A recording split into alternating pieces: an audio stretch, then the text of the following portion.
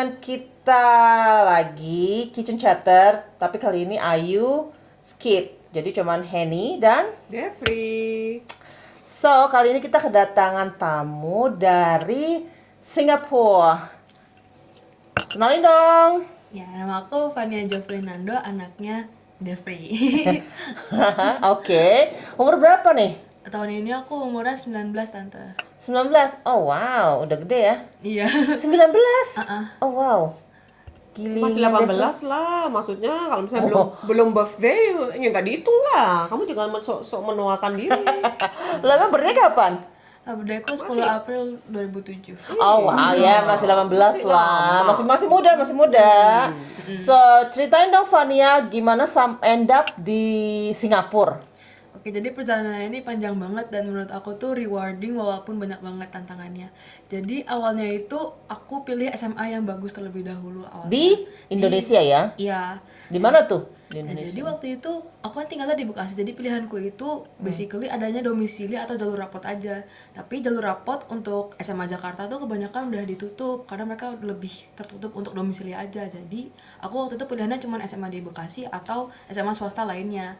Nah, aku kan nggak mau ngebebanin mama atau orang tua baik aku. sekali. Iya, kalau misal aku sekolah swasta itu biayanya juga nggak sedikit kan. Betul. Jadi aku cari-cari tuh kalau SMA ada gak sih beasiswanya. Nah, terus aku nemuin namanya SMA Pradita Digantara. Di mana tuh? Di Boyolali, Jawa Tengah. Wait. Jadi sebenarnya yang menemukan SMA ini Fania atau bapaknya Fania nih? Oke, Atau jadi mama? Kalau Ya mama Fania. nggak mungkin, Oh, soalnya mama sibuk. Mamanya sibuk kerja dong. Mama aja malah menentang waktu itu di Boyolali. Oh, kenapa tuh? Kan jauh. Iyalah dari Jakarta masa ke Boyolali? Oh, oke, nggak meyakinkan banget Nggak gitu tahu, ya. iya. Dan Underestimate. nggak pernah dengar ini Sekolahnya. sekolahnya Oke. juga sekolah baru. Oke, jadi siapa tuh yang menemukan sekolah ini? Ide, pencetus ide tuh sampai ke Boyolali tuh siapa? Papa atau Fania Sih sendiri? kita nyarinya bareng-bareng, tapi kalau yang nemuin Praditanya sendiri itu babe, bapak. Oh, oke. Terus bapak cerita-cerita kayak proses administrasinya, diseleksinya gimana, kayak nilai rapot minimumnya berapa. Oke. Ternyata ada minimum IQ-nya juga kalau buat masuk ke situ kan. Jadi pasti dites IQ untuk masuk ke Iya. sekolah di Boyolali ini. Iya, minimal 115. 115 dan kalau boleh tanya Fania jatuhnya berapa tuh?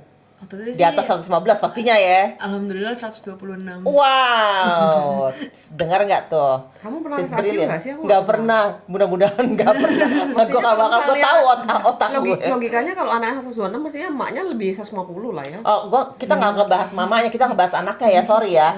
Skip dulu. terus. Terus seleksinya lagi lanjut di rapot, yaitu minimal rata-ratanya 90. Buat masuk. wow. Waktu itu aku pas banget 90,1 Wow. nilai rapotku. So it's genius ah. Not genius, pas-pasan, hoki lah bisa Wow, masuk. itu ya nggak semua orang bisa mencapai target sebanyak itu kan, setinggi itu. So ya. Terus juga ada tes akademiknya juga buat masuk ke Pradita ini. Kayak aku harus ngerjain soal fisika, biologi, kimia, bahasa Inggris, bahasa Indonesia. Terus basically ada 2 tahapan seleksi. Ada seleksi daerah sama seleksi di sekolahnya langsung, seleksi pusat. Ah, oke. Daerah sama di pusat. Iya, jadi kalau diseleksi di daerah itu di uji bandingnya itu sama orang-orang yang di daerah itu, aku tuh waktu itu masuknya daerah Jabodetabek, Jakarta lebih tepatnya. Terus kalau misalnya lolos kayak top 50 gitu masuk ke seleksi pusat. Seleksi pusat diambil lagi 100. Disaring lagi. Iya, Nah, dan ini buat masuk SMA doang nih. Wow, 105. Setelah semuanya dari pusat disaring lagi hanya diambil 150 siswa. iya betul, Tante. Wow. Dan waktu itu kebetulan di angkatanku cuma diambil 130 akhirnya, nggak 150. Oh, di luar target ya. Kalau Iya. gitu. Oke. Dan berapa tahun itu? 3 tahun ya? Iya, 3 tahun Ini itu. SMA aja nih ya. Ya itu semuanya gratis, gak ada biaya pendidikan, gak ada biaya asrama, listrik, makan segala macam di cover semua. Tempat tinggal Tempat tinggal juga. di cover sama sekolahnya. Iya. Oh wow. Itu nanti kemarin ada yang dikasih laptop itu dikasih atau Enggak, jadi mereka tuh ada spesifikasi laptop sendiri dan kita harus beli. oh, itu beli? Berarti mamanya bukan yang beliin dong. Papahnya kayaknya nih. Aku beliin lagi laptopnya si Leon anak Oke. satunya. Dia ada 2, cowok sama cewek. Rata. Oke. Oke, lalu Nah, jadi menurut aku salah satu momentum yang bikin aku masuk ke Singapura ini dengan beasiswa yaitu SMA Pradita ini. Tapi sebenarnya bukan SMA Praditanya, lebih ke sekolah apa namanya?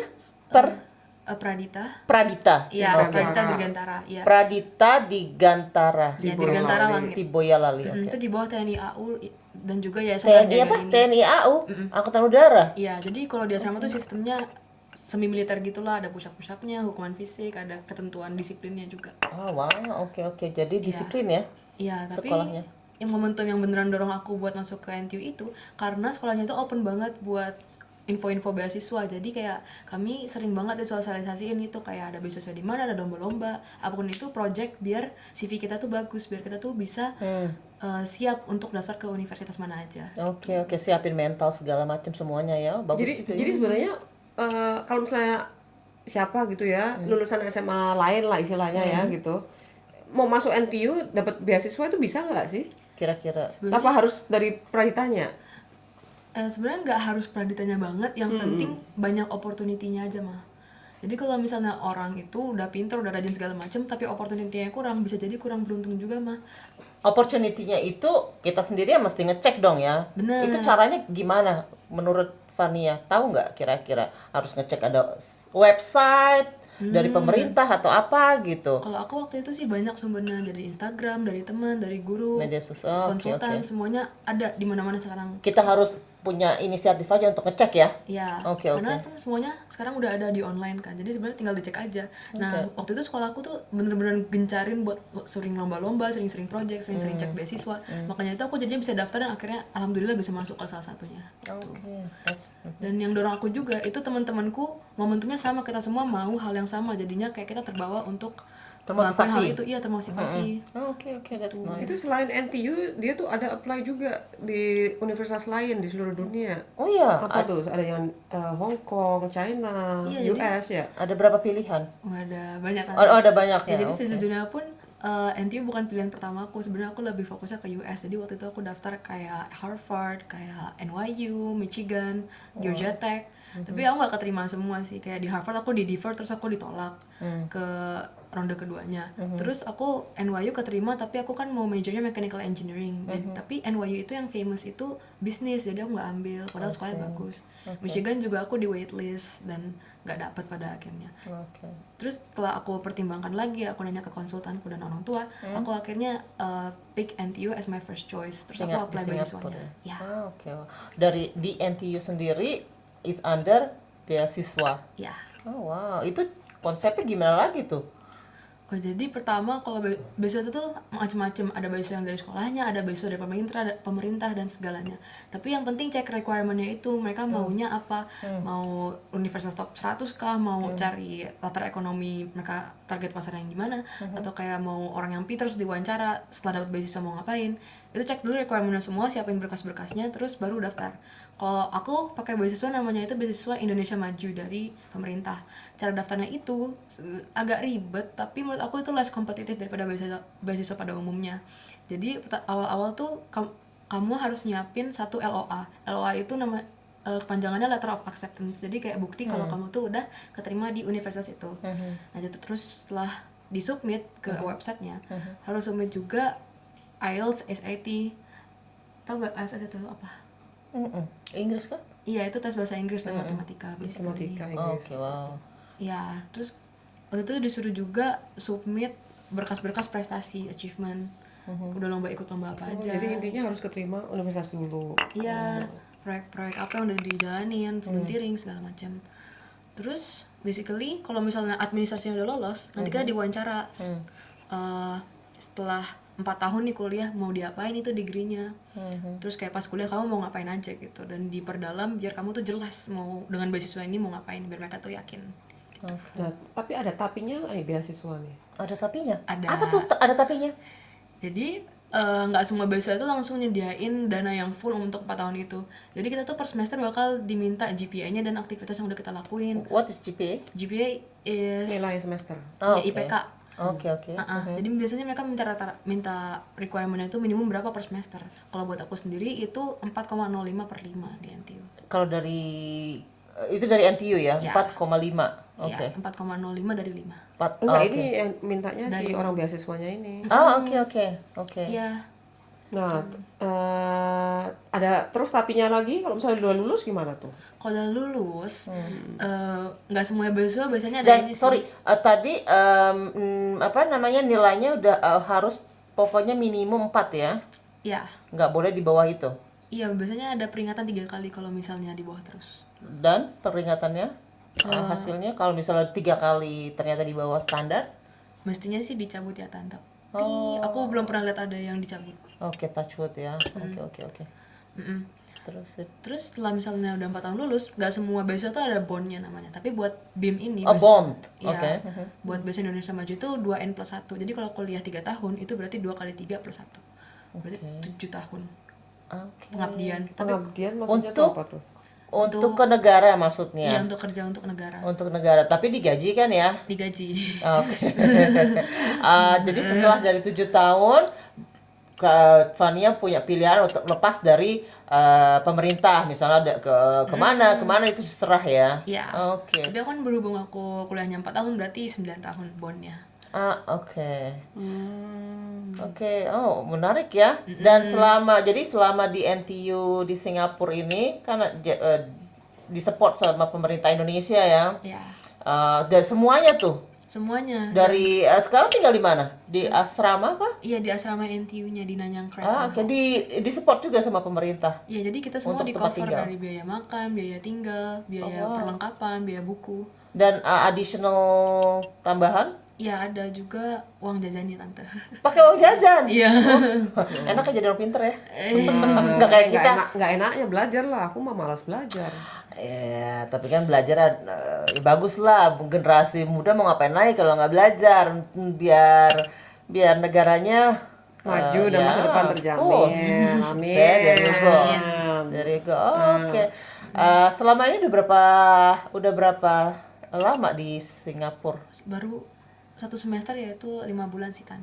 Oke. Gimana kehidupan di sana? Jauh dari orang tua, lalu jauh dari negara juga, dari saudara-saudara. Sendiri kan totally ya? Iya, kalau pengalaman merantau sendiri sih kan SMA udah. Jadi sebenarnya kalau homesickness aku nggak begitu ngerasain. Karena dekat Ya, atau karena deket satu hal dan karena kedua udah kebiasa aja independen sendiri. wow, oke, Cari oke. makan, bersihin kasur. memang mandiri ya? Iya.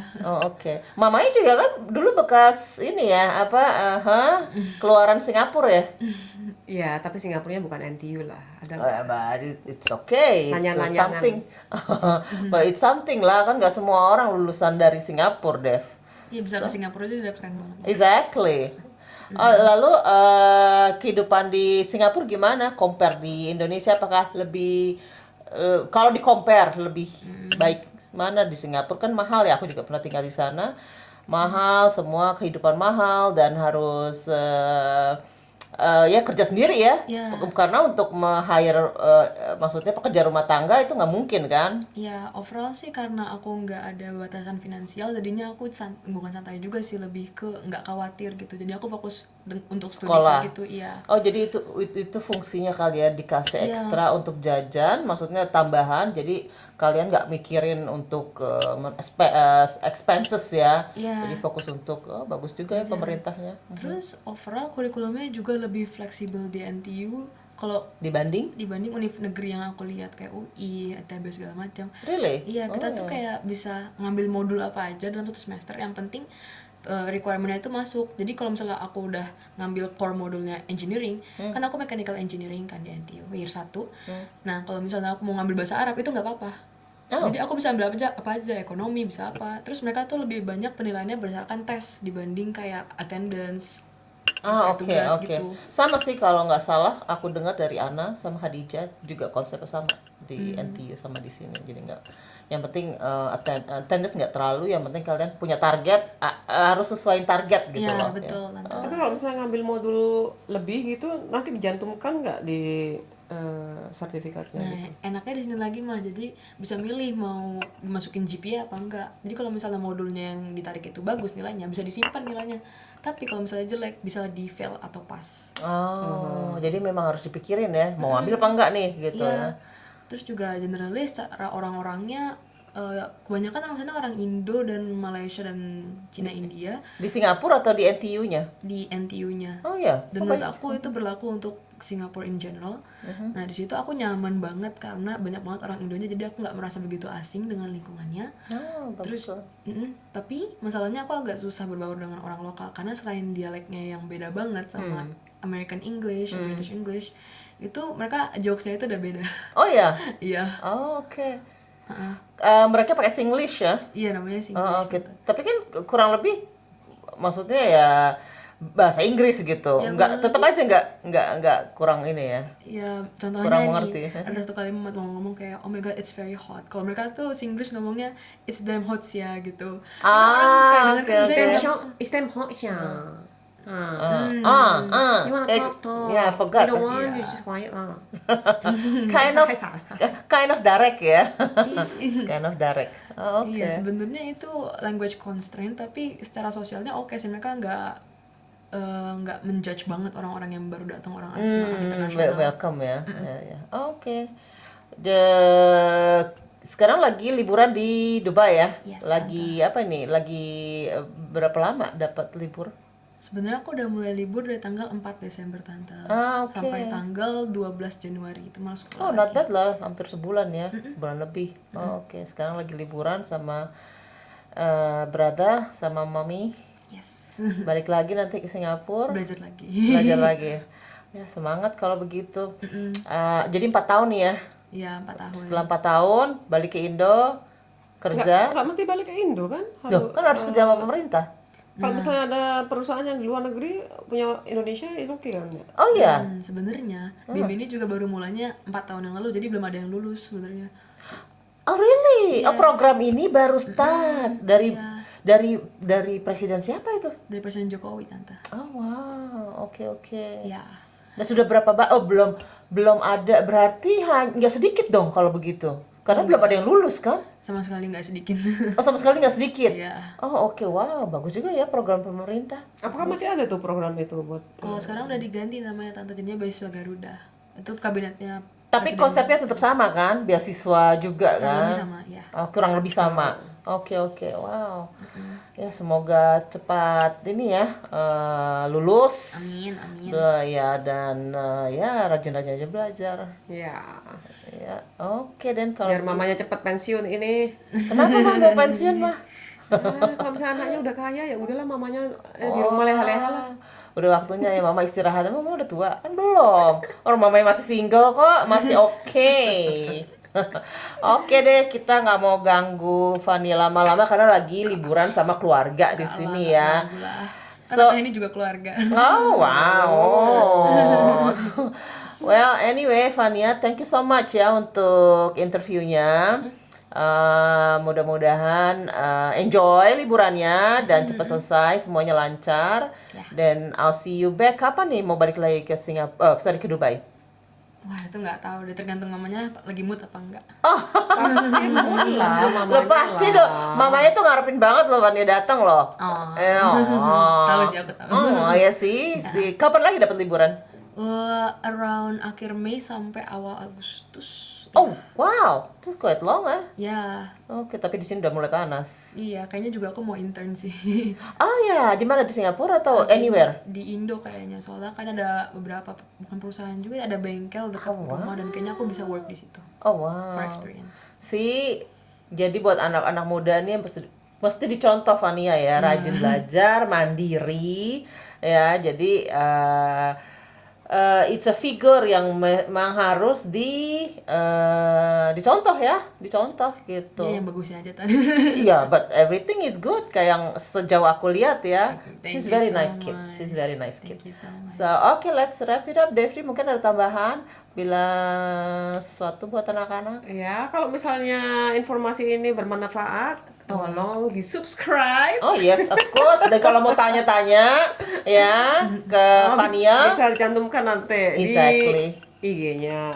iya, IG Instanya apa Fania? Ini kan langsung di tik. Oh, oke. Yeah. Oke deh kalau gitu.